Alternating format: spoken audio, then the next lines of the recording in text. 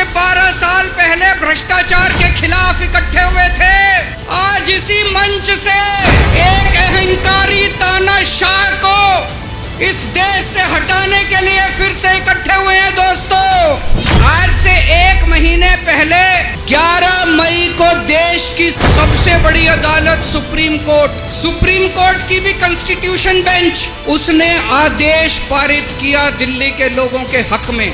और उसके 8 दिन के बाद, 1 हफ्ते के बाद 19 मई को देश के प्रधानमंत्री ने सुप्रीम कोर्ट के आदेश को खारिज कर दिया। दोस्तों, देश के सबसे बड़ी अदालत के फैसले को प्रधानमंत्री ने खारिज कर दिया।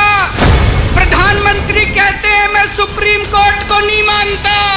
75 साल के भारत के इतिहास में पहली बार एक प्रधानमंत्री आया है जो कहता है मैं सुप्रीम कोर्ट को नहीं मानता।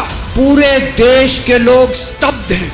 इतना अहंकारी प्रधानमंत्री को इतना अहंकार। दोस्तों, देश के अंदर अब जनतंत्र खत्म हो रहा है। इसी को तानाशाही कहते हैं, इसी को हिटलर शाही कहते हैं। सुप्रीम कोर्ट ने कहा कि जो भी सरकार दिल्ली के लोग चुनते हैं, जनता सुप्रीम है, दिल्ली की जनता सुप्रीम है, उस सरकार को काम करने का अधिकार होना चाहिए।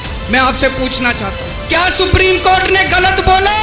क्या प्रधानमंत्री को सुप्रीम कोर्ट का आदेश मानना चाहिए? मोदी जी कहते हैं मैं सुप्रीम कोर्ट का आदेश नहीं मानता। मोदी जी ने अध्यादेश पारित कर दिया और सुप्रीम कोर्ट के आदेश को खारिज कर दिया। मोदी जी का अध्यादेश क्या कहता है? मोदी जी का अध्यादेश कहता है कि अब दिल्ली के अंदर जनतंत्र नहीं होगा, अब दिल्ली के अंदर तानाशाही चलेगी, अब दिल्ली के अंदर जनता सुप्रीम नहीं है, अब दिल्ली के अंदर एलजी सुप्रीम होगा।